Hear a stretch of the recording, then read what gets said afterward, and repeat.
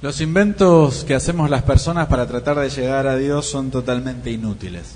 Y así todos seguimos intentando, ¿no? Qué cosa que las personas siempre estamos poniéndole condiciones para llegar a Dios. Condiciones que queremos cumplir nosotros o condiciones que queremos que cumplan los otros. Y en esta mañana yo quiero hablarte de cómo es la idea de Dios de que nos relacionemos con Él, que a veces no se parece tanto a la idea que tenemos nosotros. En nuestra serie de mensajes sobre Hechos ya llegamos a Hechos 15 y te invito a que leamos juntos Hechos 15 desde el versículo 1. Vamos a leer del 1 al 21. Yo voy a leer de la Reina Valera contemporánea. Dice: de Judea llegaron algunos que enseñaban a los hermanos que si no se circuncidaban según el rito de Moisés, no podían ser salvos. Como Pablo y Bernabé tuvieron una fuerte discusión con ellos, se acordó que los dos y algunos otros fueran a Jerusalén para tratar esta cuestión con los apóstoles y los ancianos. Como habían sido enviados por la iglesia, pasaron por Fenicia y Samaria, y allí hablaron de la conversión de los no judíos, lo cual hizo que todos los hermanos se alegraran mucho. Cuando llegaron a Jerusalén fueron recibidos por la iglesia, los apóstoles y los ancianos, y allí contaron todo lo que Dios había hecho con ellos. Pero algunos creyentes de la secta de los fariseos que estaban allí se opusieron a ellos y dijeron: «Es necesario circuncidarlos y mandarles que cumplan con la ley de Moisés». Los apóstoles y los ancianos se reunieron para tratar este asunto. Y luego de mucho discutir, Pedro se levantó y les dijo: «Queridos hermanos, ustedes saben que hace algún tiempo Dios determinó que yo mismo proclamara a los no judíos el mensaje del Evangelio para que creyeran. Y Dios, que conoce los corazones, los confirmó y les dio el Espíritu Santo lo mismo que a nosotros. Dios no hizo ninguna diferencia entre ellos y nosotros, sino que por la fe purificó sus corazones. Entonces, ¿por qué ponen a prueba a Dios al imponer sobre los discípulos una carga que ni nuestros padres ni nosotros hemos podido llevar? Lo que creemos es que por la bondad del Señor Jesús seremos salvos lo mismo que ellos». Al oír que Bernabé y Pablo contaban las grandes señales y maravillas que Dios había realizado por medio de ellos entre los no judíos, toda la multitud guardó silencio. Y cuando terminaron de hablar, Jacobo respondió y dijo: «Hermanos, escúchenme. Simón nos ha contado cómo Dios visitó a los no judíos por primera vez para añadirlos al pueblo que cree en su nombre. Las palabras de los profetas concuerdan en esto, pues está escrito: después de esto volveré y reedificaré el caído tabernáculo de David, repararé sus ruinas y lo volveré a levantar, para que el resto de la humanidad busque al Señor, y también todas las naciones que invocan mi nombre. Esto lo dice el Señor, lo ha dado a conocer desde los tiempos antiguos. Mi consejo es que no inquieten a los no judíos para que se conviertan a Dios, sino que los instruyan para que se aparten de la idolatría, del libertinaje sexual, del comer carne de animales ahogados y de comer sangre. A Moisés no le falta quien lo predique en las sinagogas, cada día de reposo, en cada ciudad y desde los tiempos antiguos». Vamos a leer hasta ahí. Después viene lo que hicieron decidieron mandar una carta, todo eso será el domingo que viene. Pero, ¿te acordás? La semana pasada estuvimos terminando con el capítulo 14, cuando veíamos que ser iglesia es estar en las buenas y en las malas, ¿sí? ¿Se acuerdan que vimos cómo a Pablo, la multitud que unos días que lo había tratado de hacer sacrificios y consagrarlo porque los consideraban dioses, vinieron uno, le llenaron la cabeza y la multitud los apedreó a Pablo, al punto que pensaron que estaba muerto? Y Pablo se levantó y volvió a la ciudad y de ahí se fue y siguió. Y la iglesia estaba ahí y vimos cómo Pablo y Bernabé organizaban a la iglesia y le ponían líderes para que la iglesia siguiera adelante, y también cómo terminan su primer viaje misionero volviendo a Antioquía desde donde habían salido y contándole todo lo que Dios había hecho. Así que dijimos, en las buenas, contar las buenas historias, en los momentos difíciles, siempre la iglesia está. Y ahí habíamos dejado la historia el domingo pasado. Y ahora nos encontramos que como todos sabemos, los que somos creyentes hace algún tiempo, nunca las cosas son en paz siempre, ¿no? Nunca y siempre. No son en paz siempre las cosas en la vida de la iglesia. Nunca pasa más de un rato hasta que pasa algo. ¿Y acá qué pasó? Dice el versículo 1 del capítulo 15, que vinieron unos que enseñaban a los hermanos que si no se circuncidaban según el rito de Moisés, no podían ser salvos. Es decir, no alcanzaba con creer en Jesús, no alcanzaba con rendir la vida a Él. Había que hacer algo más que era circuncidarse, hacerse judío, ¿sí? Así que estaban con ese pensamiento humano, ese pensamiento religioso, ¿no? Ustedes saben que salvo el cristianismo, todas las demás religiones le exigen a la gente que cambie para poder tener el favor, la bendición, el cuidado de Dios. Y estos judíos creyentes pensaban que era lo mismo con Dios. Sí, todo bien con aceptar a Jesús como Señor, pero si no te circuncidás, no estás a la altura. No vas a poder ser bendecido, no vas a poder ser parte del pueblo de Dios. Y Pablo y Bernabé, como buenos líderes, pastores, ¿qué hicieron? Discutieron. Dice que tuvieron una discusión no pequeña, ¿no? ¿No dice así Reina Valera 60? Porque a Lucas le gustaba así decir las cosas como con sutileza, en vez de decir una gran discusión. Por eso las traducciones modernas que tratan de simplificarlo, a veces pierde esa cosita literal que estaba buena, ¿no? Una discusión no pequeña. Por poco se agarran a las piñas, me imagino yo, ¿sí? Una discusión pesada. Y era tan importante lo que estaba en juego, que decidieron que Pablo, Bernabé y otros iban a ir a Jerusalén a encontrarse con los que estaban de los 12. No sabemos cuántos de los 12 estaban en Jerusalén todavía en ese momento, pero con los que estaban se iban a reunir y con el liderazgo de la iglesia de Jerusalén. Acuérdense que de Jerusalén había empezado la dispersión por la persecución y que los que se habían ido eran los creyentes de origen judío y trasfondo helénico, ¿sí? Eran los que no eran judíos de habla hebrea, aramea, esos se habían ido, los helenistas, digamos, los que eran de origen helénico, no helenista, y entonces habían quedado más los cristianos que eran puros judíos y ahí estaban en Jerusalén y bueno, decidieron que el tema era tan importante que había que ir a discutir con ellos, hablarlo con ellos. Dice el versículo 4 que mientras iban, el 3 dice que mientras iban de camino, Pablo y Bernabé iban contando de todo lo que Dios estaba haciendo con los no judíos que se convertían. Y todo, dice el versículo 3, lo cual hizo que todos los hermanos se alegraran mucho. Medio que Lucas nos dice, estaban todos de acuerdo con que era bueno lo que estaba pasando con la conversión de los no judíos. Y en el versículo 4 dice que la iglesia de Jerusalén, los apóstoles, los ancianos, los recibieron y ellos contaron todo lo que Dios estaba haciendo. Pero, dice el versículo 5, algunos creyentes de la secta de los fariseos que estaban allí se opusieron.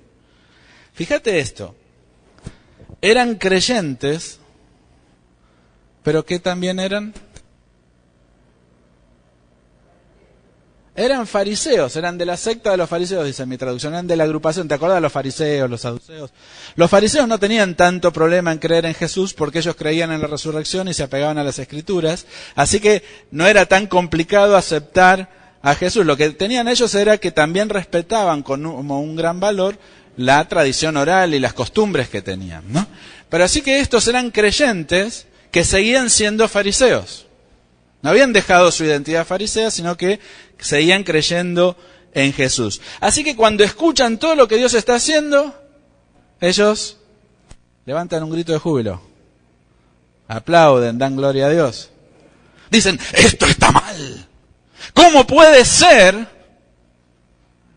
que no les obliguemos a circuncidarse y a guardar la ley de Moisés?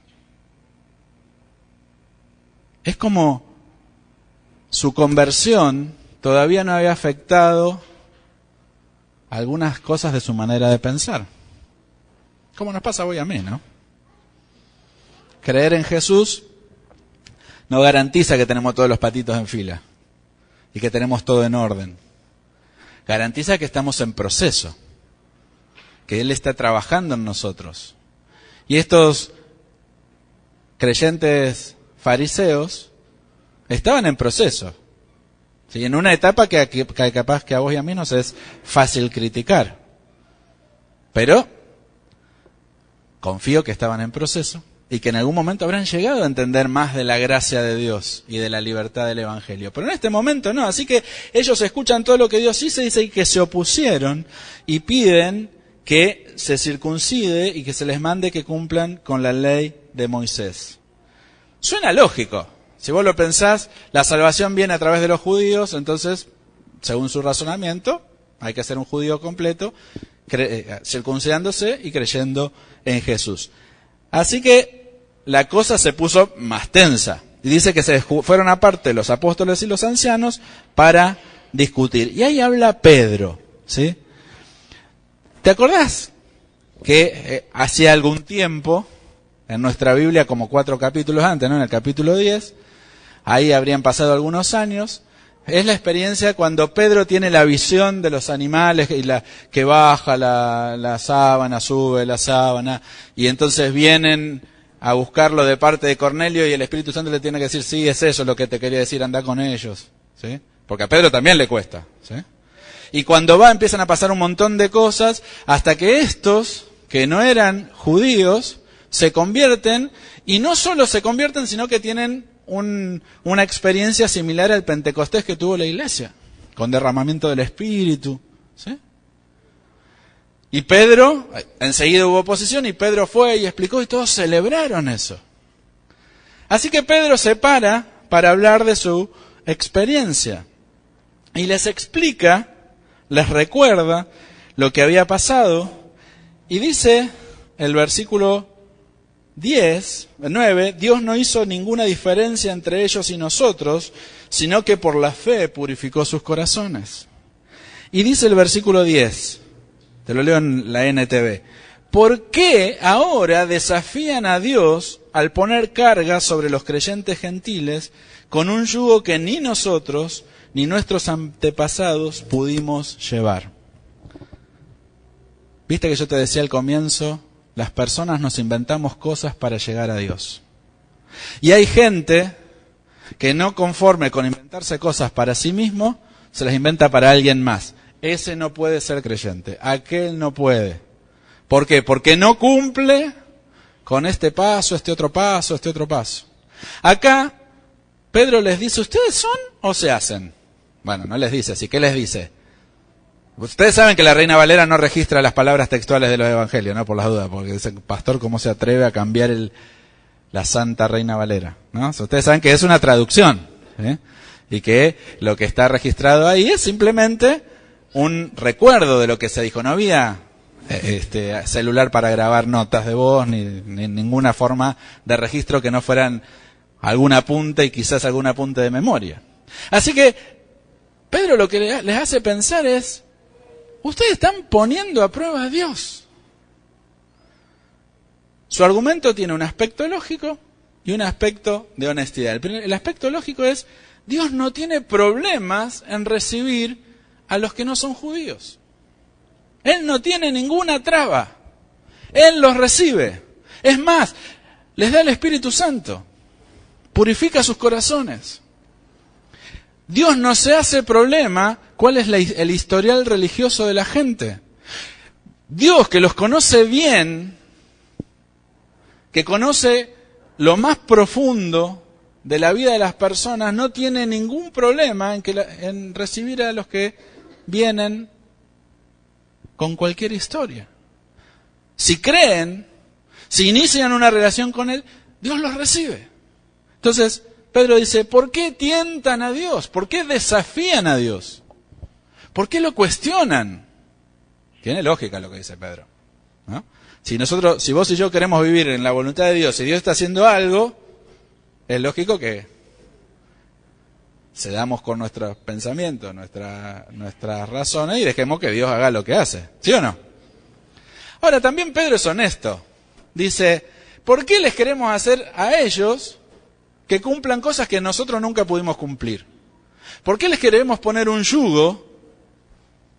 Y usa esa palabra yugo que tenía todo un sentido. ¿Por qué les ponemos estas obligaciones que a nadie salvan.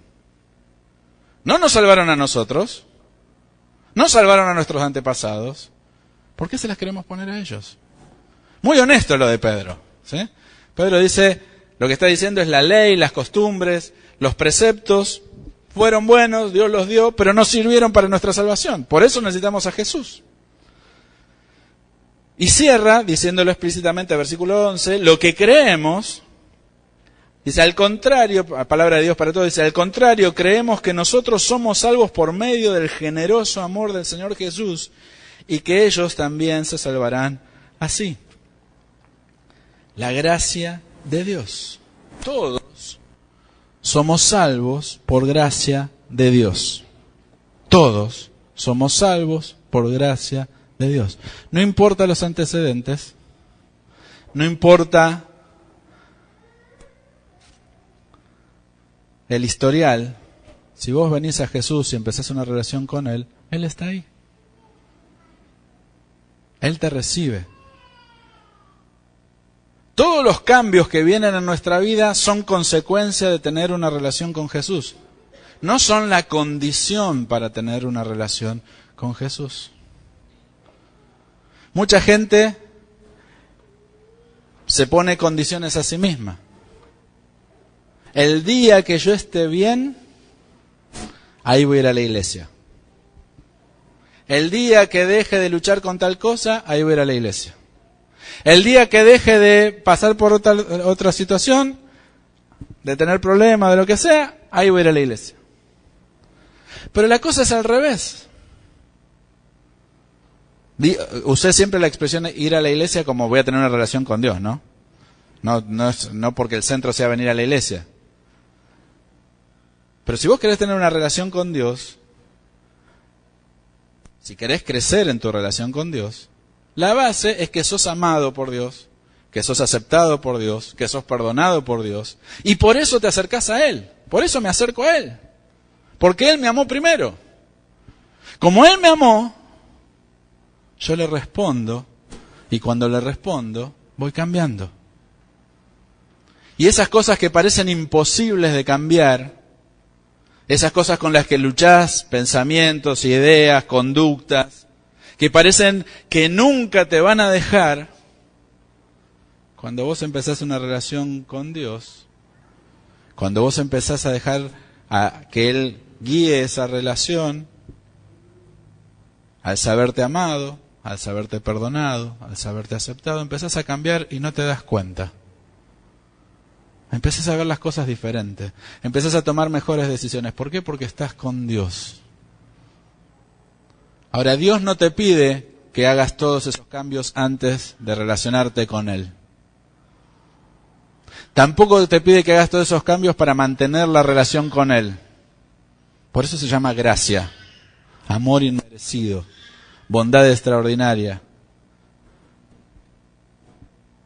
Porque Dios es el que produce en nosotros esos cambios cuando nos relacionamos con Él. Por supuesto, no nos tenemos que achanchar, quedarnos en el pecado, todo eso que ya sabemos. No tenemos que rendirnos al pecado, total Dios nos ama igual. Tenemos que tener una relación seria. No es igual, pero compararlo con una relación con una persona, ¿sí? Si vos querés tener una relación con una persona, ¿qué haces? Cuando te escribe le clavás el visto, ¿sí? ¿Sí o no? ¿Qué haces? ¿Le contestás? Mínimamente le contestás algo, ¿sí?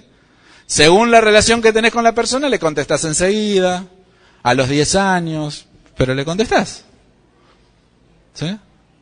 Según la relación que querés desarrollar, ¿tenés más tiempo para chatear o no? ¿Sí o no? Para hablar, para estar con el otro. Si vos querés crecer en la relación, ¿qué haces? Buscás la manera de encontrarte. Te comunicás, ¿sí? Entonces, tener una relación con Jesús no es llenar un formulario, ¿sí?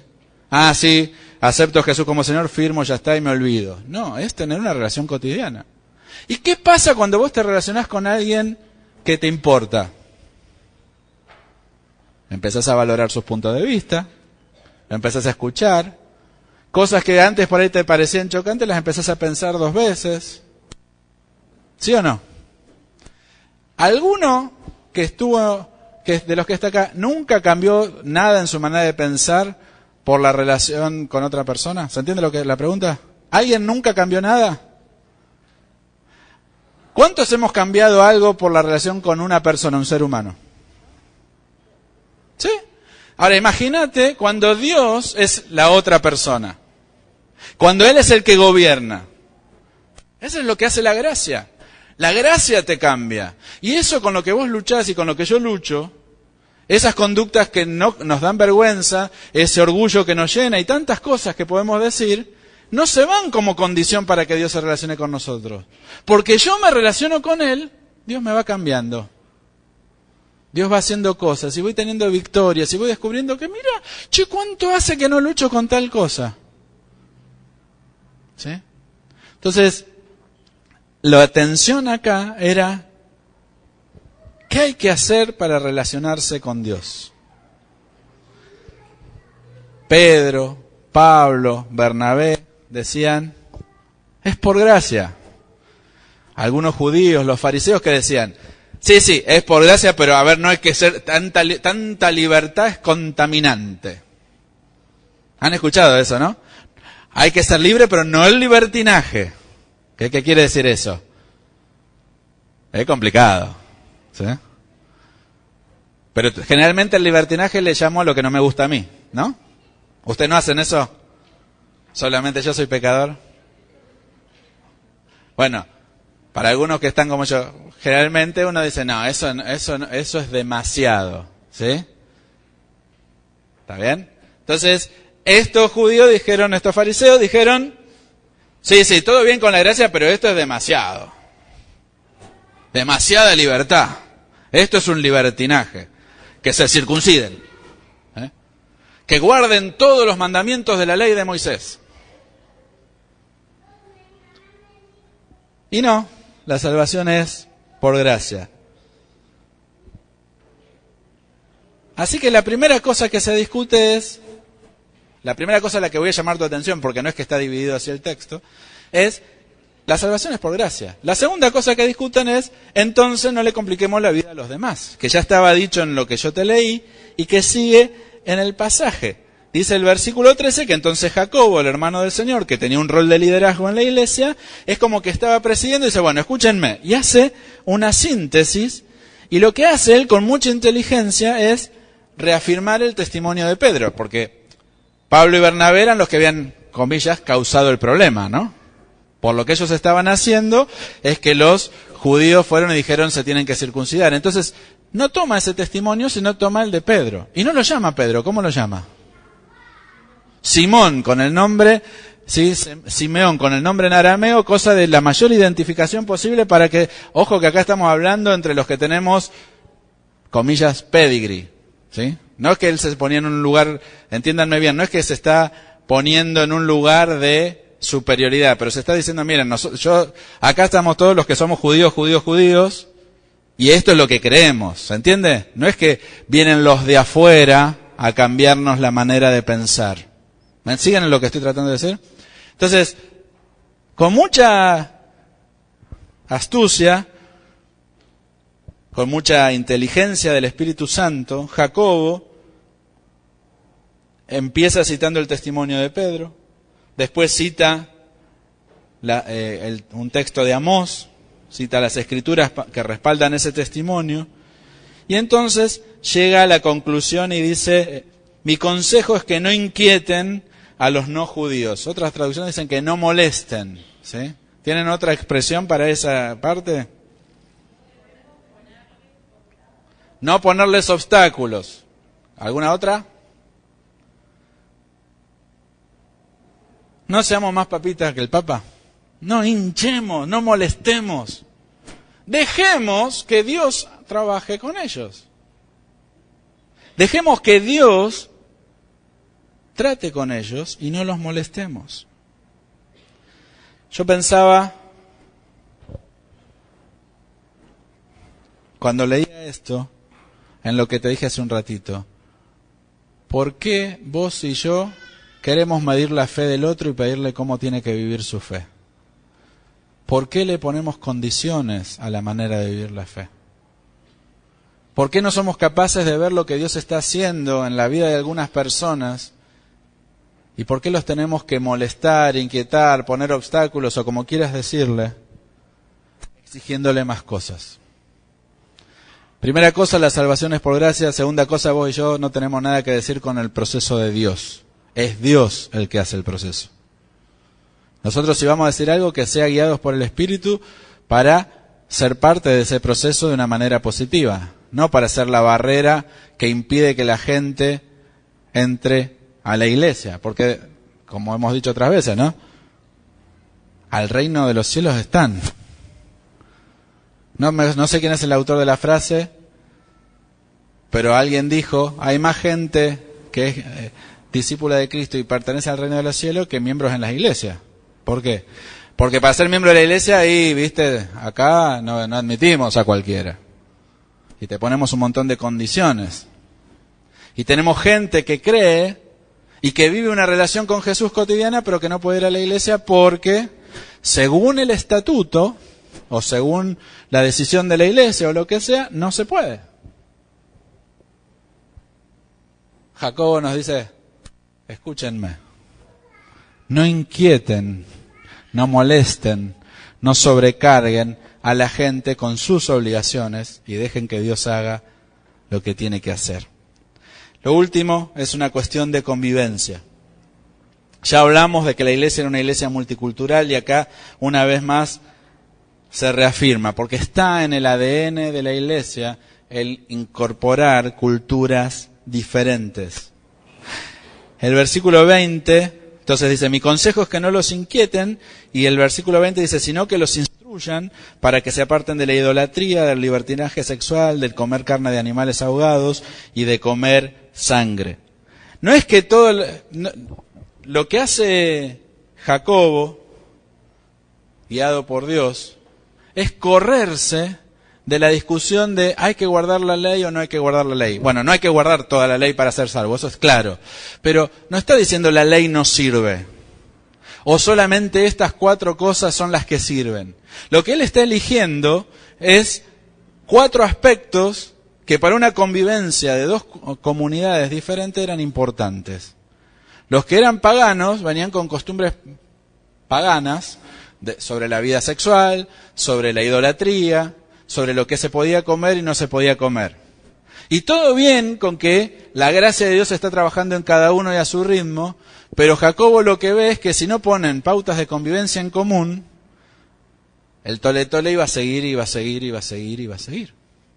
Entonces lo que les dice es 4 cosas que hagan, ¿para qué? ¿Para ser salvos? No, para convivir. Para que los judíos creyentes que se encontraran con no judíos creyentes no se agarraran a las piñas porque uno tenía una costumbre y otro tenía otra. Entonces, lo que propone Jacobo son 4 aspectos muy importantes de la vida, de la conducta, que haríamos bien en respetar, especialmente, no lo de la sangre, a mí no me gusta la morcilla, pero los que no, les gusta la morcilla van a estar con problema con el no comer sangre, ¿no?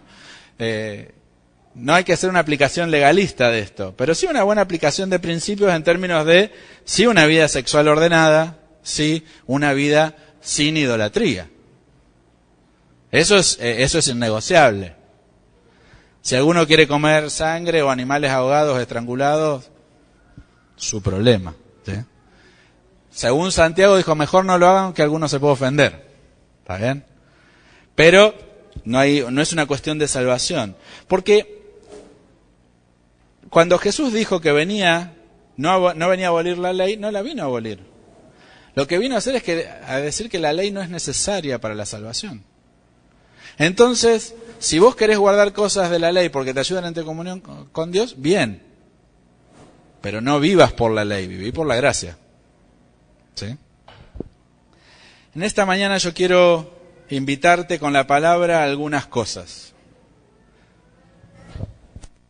Ser salvo por gracia significa que no tenés que hacer nada para que Dios te ame. no tenés que hacer nada para que Dios te acepte. No tenés que hacer nada para que Dios te perdone. Dios te ama, Dios te acepta y Dios ya te perdonó en la cruz de Cristo. Así que lo único que tenés que hacer para tener una relación con Él es eso, es decidirte a tener una relación con Él. Como hablamos hace un ratito, pasa tiempo con Él y deja que Él lidere esa relación. Viví con Él. Pero no te alejes, no des más vueltas. Dios no te va a amar más porque ayunes más, no te va a amar más porque ores más, no te va a amar más porque ofrendes más o porque vayas más a la iglesia. Dios te ama porque Él quiere amarte. Dios me ama porque se le dio la gana amarme. Y no hay nada en mí que pueda comprar ese amor o pueda ganar ese amor. Así que no tengas miedo de tener una relación con Dios. Es una cuestión de decisión. De ponerlo a Él y decirle, Señor, voy a vivir en tus términos. Voy a empezar a hablar con vos, voy a empezar a escucharte. Y voy por donde vos me digas. Aceptá ese amor de Dios para vos, para tu vida. Aceptá, recibí el perdón. Si vos, como yo, tenés muchos años de iglesia, te invito a que le pidamos perdón a Dios por las veces que hemos estado midiendo la fe de los demás. Y que hemos estado diciendo, no, bueno, este va a estar en condiciones cuando...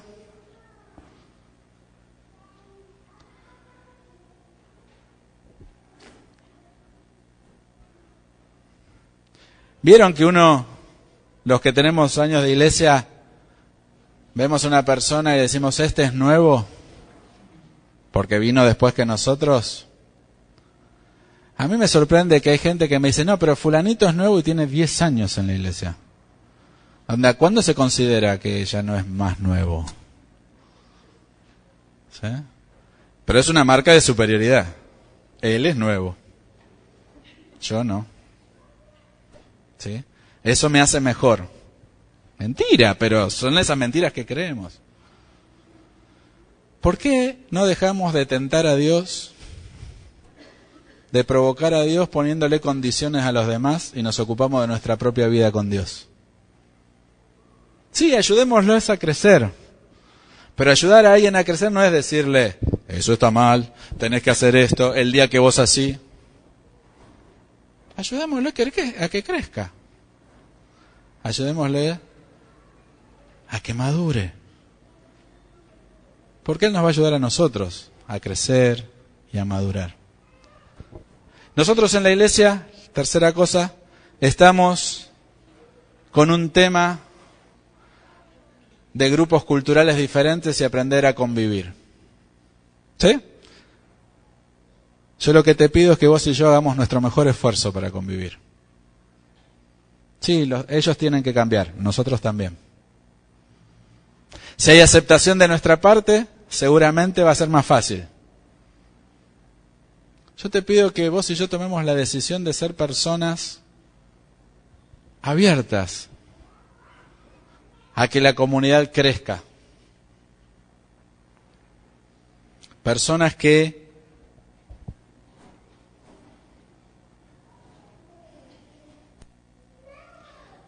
hacen su mejor esfuerzo para construir una iglesia unida. Yo quiero invitarte a 3 cosas. Aceptá la gracia de Dios en tu vida. Y si vos tenés muchos años de iglesia, pero no estás viviendo por gracia, sino por ley, por obligaciones, por obras, renunciá, hermano, te estás perdiendo la vida cristiana. Aceptá la gracia de Dios y viví con la gracia de Dios. No hay nada que vos puedas hacer para que Dios te ame. Y a Dios no se desvela porque si hoy te pusiste una falda más larga o más corta, o te pusiste pantalón o escuchaste cierta música. Lo que a Dios lo desvela es que vos lo busques a Él, que sea Él el centro de tu vida, que vos lo ames y que sobre todas las cosas te dejes amar. Viví la gracia de Dios. Y comprometámonos a construir comunidad con los que son distintos a nosotros y no exigirles que las cosas que fueron buenas para nosotros, ellos las tengan que vivir para considerar los verdaderos creyentes. Me llama la atención de este pasaje que los que se levantaron exigiendo el cumplimiento de la ley judía eran fariseos y el que estaba enfrente era Pablo, que ¿qué era? Un ex fariseo que había conocido la gracia de Dios, que había visto a Dios, que había visto los milagros de Dios y había dejado que su manera de pensar cambiara para que cambiara su manera de vivir. Aprendamos de Pablo a vivir por la gracia de Dios. Te invito a cerrar tus ojos, tómate un minuto ahí para responderle a la palabra de Dios.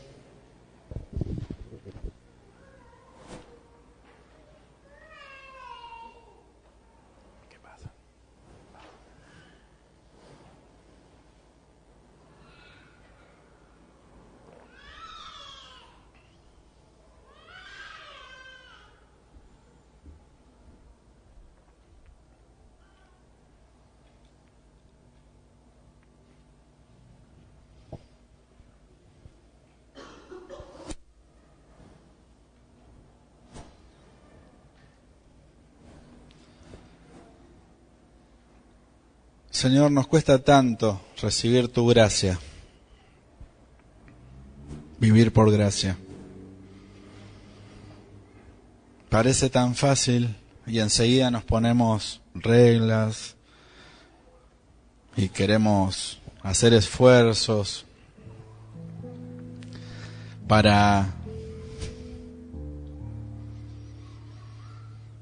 llegar hasta vos.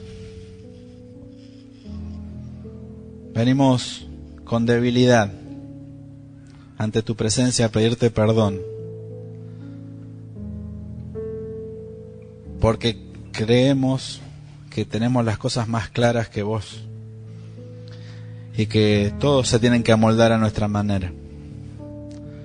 Señor, yo oro para que los que nunca han hecho una decisión por vos hoy puedan empezar una relación de amor, donde vos seas el Señor, que puedan arrepentirse de vivir lejos de vos y puedan aceptar tu dirección en su vida.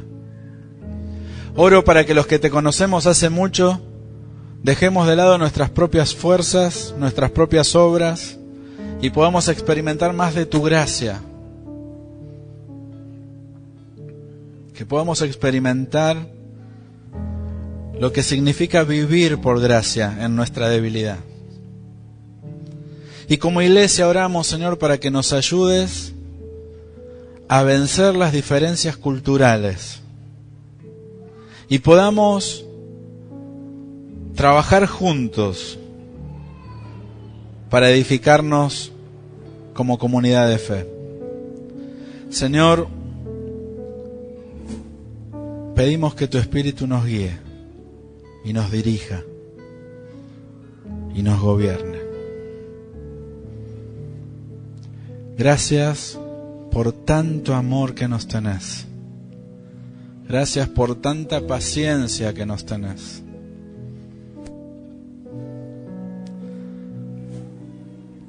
Gracias porque nos desafías y nos haces crecer. Oramos en el nombre de Jesús. Amén.